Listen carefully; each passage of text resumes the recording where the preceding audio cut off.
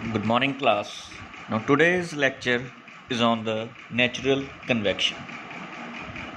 Now, to understand the natural convection, let us consider a flat vertical plate, right, having the temperature Ts, and far from the plate we have a temperature T infinity, and we are taking as Ts is greater than that of T infinity.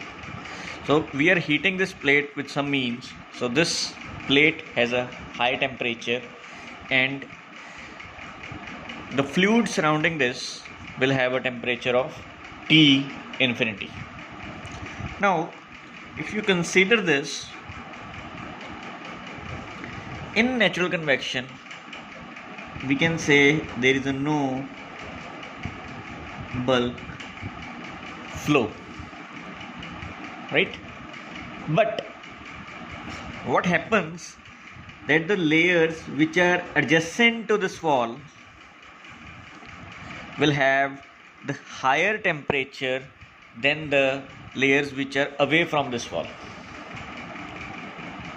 and due to this the temperature difference will create along this, right? And due to this temperature difference, as the layer which is adjacent to this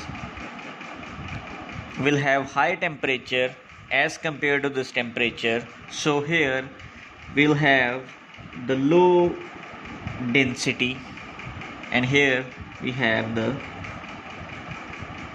high density. This temperature difference causes this density difference, and as this air will be warmer, this fluid will be warmer, and it will move in upward direction. Now what will happen to this? Now from here it can go along this side of the plate or along this side of the plate, but on this side we have the wall, so this air will move along this direction,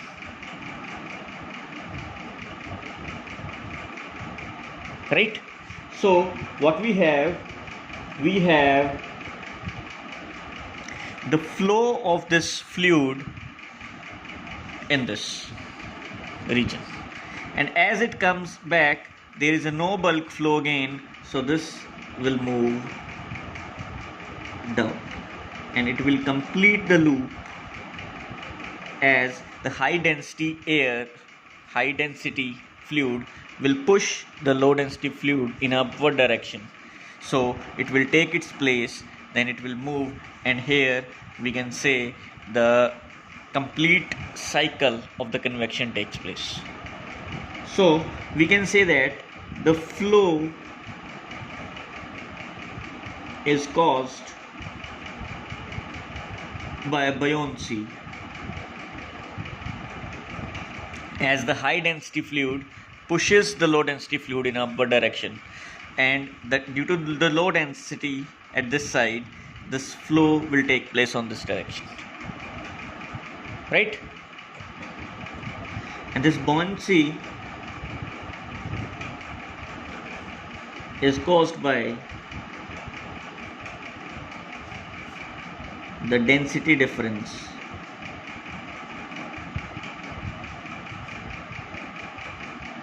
and this density difference is caused by the temperature difference, right? And thus this fluid flow and heat transfer are linked with each other. Now this natural convection is also called as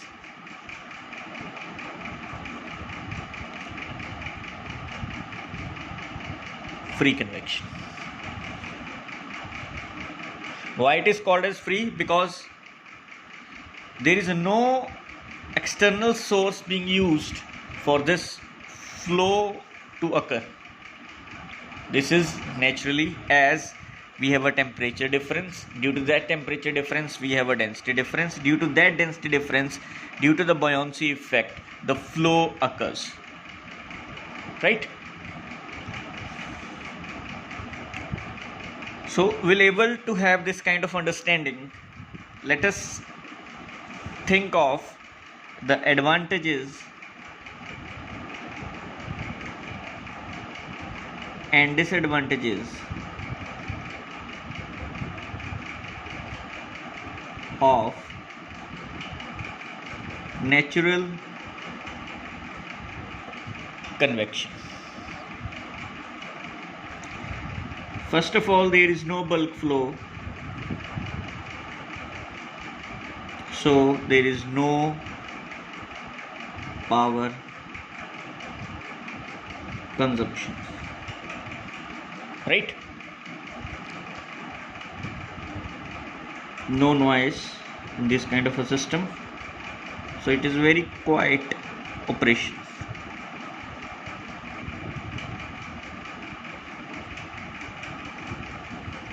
Hardly any vibrations. These are the advantages, right? What are the disadvantages now? You will get a very low heat transfer coefficients.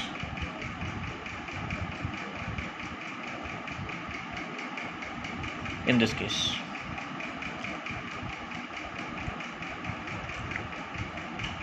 the larger area requirement is there to get more heat transfer.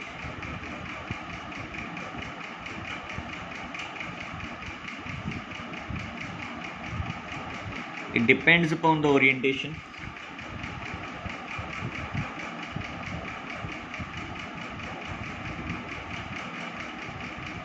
And it is very difficult to control, as it happens naturally. Right?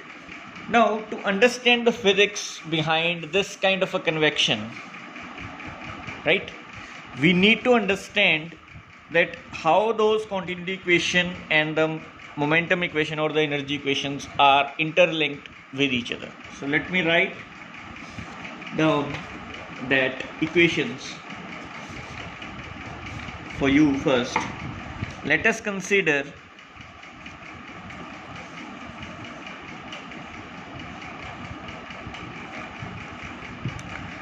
the steady state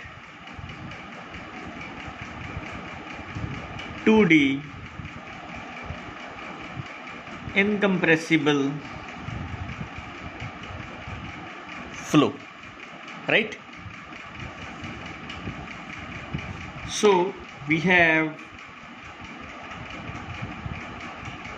this as a vertical plate,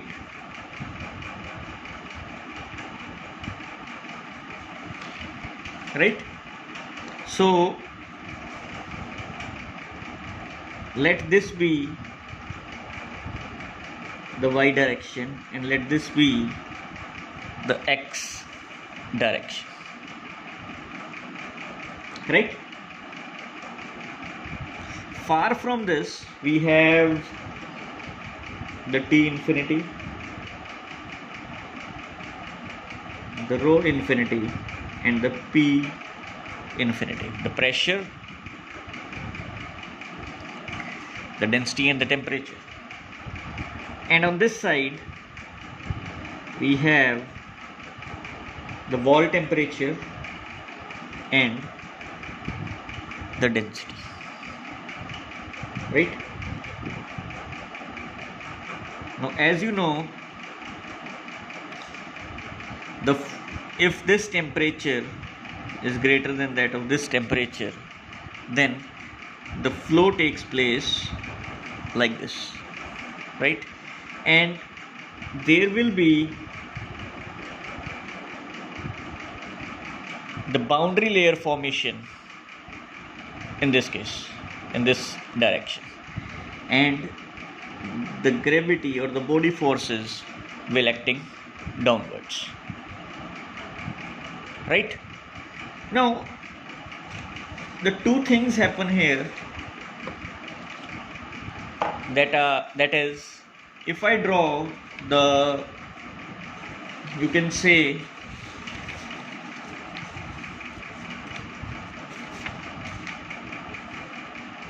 the velocity diagram in this case, right? So let me draw the velocity diagram in this case. As you know, there is no bulk flow, so the velocity at this point will be 0, right? And similarly, due to zero slip condition, the velocity will be 0 at this point, right? Now, so here the velocity distribution will be like this in this case, and we have somewhere within this boundary layer, somewhere we have the maximum value of the velocity. So let us u max, and we don't know what is the maximum value of the velocity. And if you think of a temperature profile, right? So here the temperature is low and here the temperature is high, so we'll get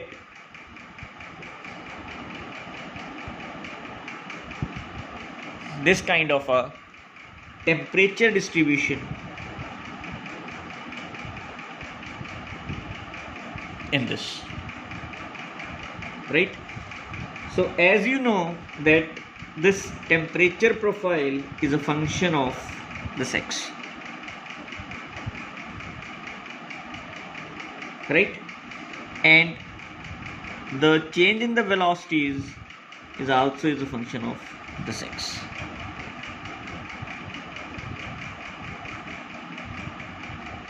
right? And we can say that at this point, if this is T, right, the temperature T, so we'll say that the density at this point will be less than that of the density at this point, right? Till this point it is clear. So let me write the equations for you, and if you write the first, that is the continuity equation,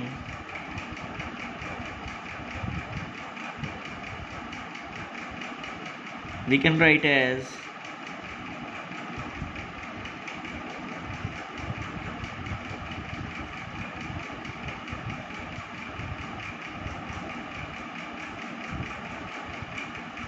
as 0, right? And if I write the x momentum and the y momentum equations for the momentum equations in this case, so it will be, let me write it down. So it will be the x momentum first,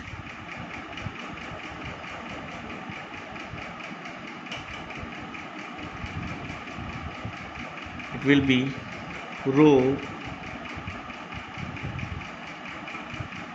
du by dx plus v du by dy will be equal to mu d square u by dx square plus d square u by dy square minus 1 by rho is dp by dx, right? And if I write the y momentum here,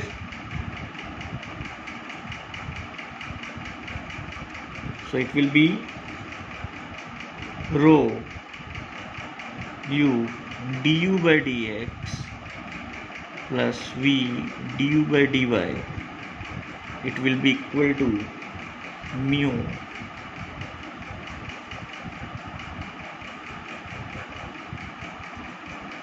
v by square minus 1 by rho dp by dy, right, minus you have the rho g, right. So if you see the y momentum equation, y direction, you have the opposite body force acting with this gravity, right. So we have the in x momentum there is no gravity acting, so we haven't taken this gravity, but in y momentum equation we have the gravity effect. So this is the y momentum equation. And which equation is more relevant for us to understand? It is the y direction, right. So we are making the analysis along this y, right. And if you consider this as the horizontal plate in this in case of a forced convection in a flat plate problem, so it doesn't matter you take this as x or this as y, accordingly those momentum equations will change, and accordingly you have to do the physics, right. And if I write the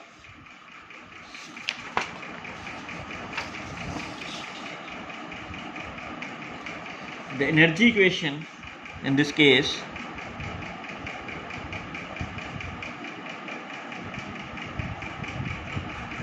so it will be u dt by dx plus v dt by dy is equal to alpha times d square t by dx square plus d square t by dy square, right. So this is the energy equation.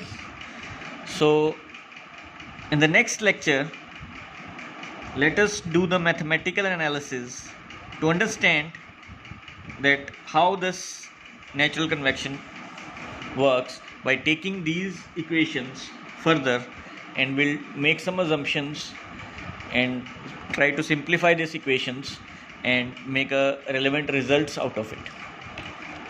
Thank you.